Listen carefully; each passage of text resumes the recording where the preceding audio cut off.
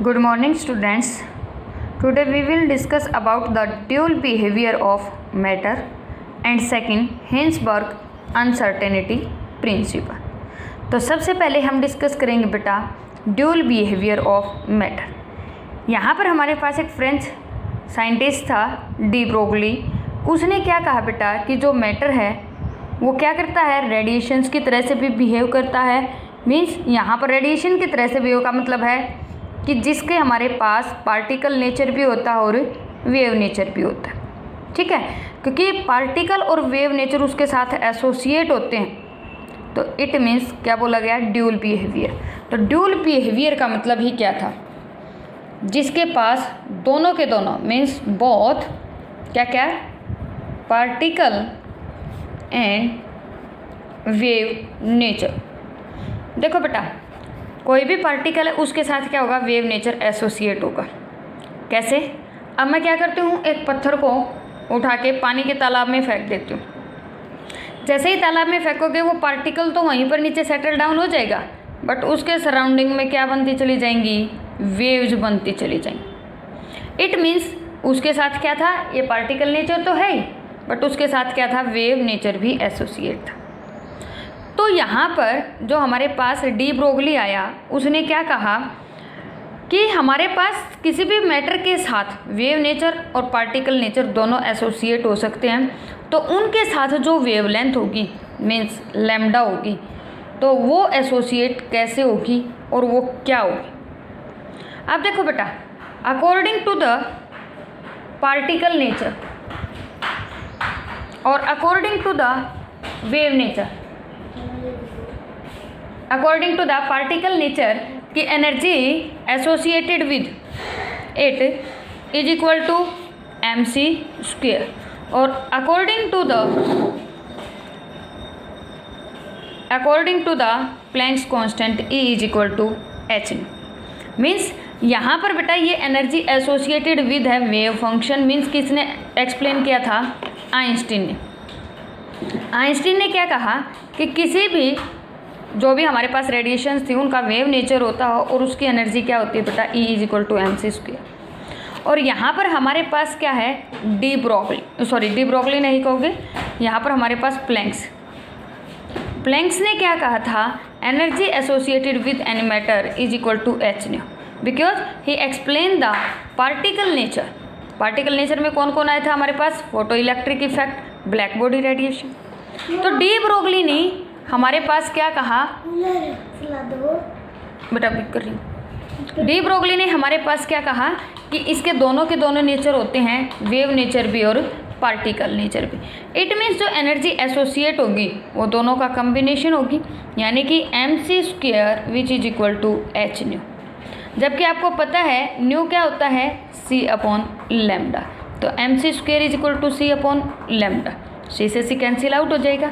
तो यहाँ पर हम लैम्डा लिख सकते हैं, लैम्डा को इधर ले जाओ, h अपॉन mc। अब देखो बेटा, यहाँ पर c क्या है, वेलोसिटी ऑफ लाइट, बट हम वेलोसिटी ऑफ मैटर की बात करें तो मैटर के साथ जो वेलोसिटी एसोसिएट होगी उसको हमेशा किससे डिनोट किया जाता है, v से। तो lambda is equal to h upon mv। तो यहाँ पर हमारे पास wave length associated with any matter which explain the wave nature as well as particle nature is equal to h upon mv। तो h आपके पास क्या है, प्लैंक्स कांस्टेंट है। मास इनटू वेलोसिटी क्या होता है बेटा, मोमेंटम, जिसको हम किससे डिनोट करते हैं, p से डिनोट करते हैं। तो ये हमारे पास क्या आ गई, wave length associated with any matter which have the particle as well as wave nature. ठीक है। सेकंड हमारे पास जो फिनोमिना था बेटा, जो किसने एक्सप्लेन किया था, हिंसबर्ग ने। तो उसने क्या कहा था, हिंसबर्ग अनसर्टेनिटी प्रिंसिपल। तो हिंसबर्ग ने हमारे पास क्या कहा था, according to Heisenberg uncertainty principle. अब देखो नाम से पता चल रहा है कि अनसर्टेनिटी। बेटा यहाँ पर हमारे पास according to the Bohr model electrons are revolves in the orbit. अब वो रिवॉल्व करेंगे तो एनर्जी को क्या करेंगे, लॉस भी करेंगे, या हमारे पास जैसे ही एनर्जी को लॉस करेंगे तो ये फिनोमिना उसने एक्सप्लेन कर दिया था, भाई ये अंदर या बाहर क्यों नहीं गिर रहे। बट यहाँ पर कहता है कि ये इलेक्ट्रॉन इन ऑर्बिट के अंदर रिवॉल्व करते हैं। मान लो कि हमने यहाँ से हीट दे दी, एक्साइटेशन हो गई इलेक्ट्रॉन की, और इलेक्ट्रॉन मान लो इस ऑर्बिट के अंदर, इस पाथ के अंदर रिवॉल्व करते करते क्या हो गया, हायर स्टेट के अंदर चला गया। देन यहाँ पर क्या कहता है कि इसकी पोजीशन के अंदर कितना चेंजमेंट आया और इसकी वेलोसिटी के अंदर कितना चेंजमेंट आया, उसको हम एक साथ कैलकुलेट नहीं कर सकते। तो इसको इसने एक फार्मूले से दिया कि change in position, it is impossible to check out the change in position and change in momentum accurately and simultaneously. और इसने एक डेरिवेशन दिया, delta of x into delta of p divided is equal to और greater than h upon 4 पाई।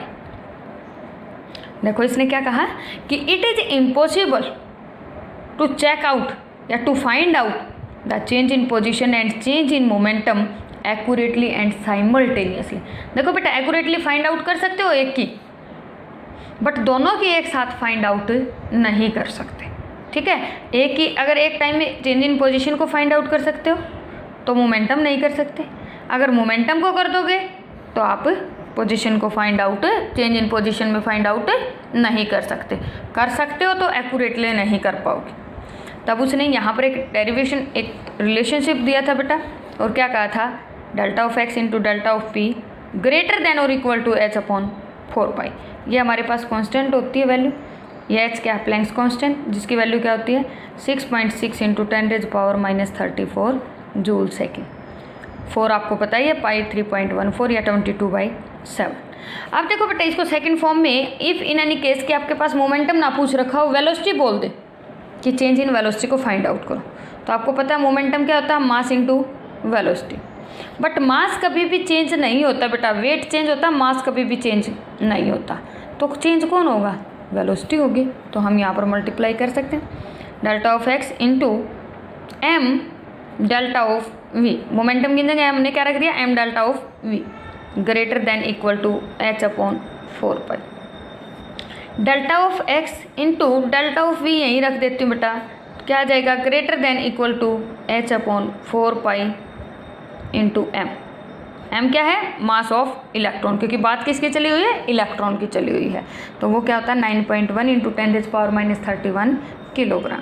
ठीक है, तो इस तरह से आप चेंज इन मोमेंटम या चेंज इन वेलोसिटी को फाइंड आउट कर सकते हैं। आपके न्यूमेरिकल में हो सकता है चेंज इन पोजीशन दे दे तो वेलोसिटी के अंदर चेंजमेंट बोल सकता है, वेलोसिटी के अंदर चेंजमेंट दे दे तो चेंज इन पोजीशंस को कैलकुलेट करने को बोल सकता है।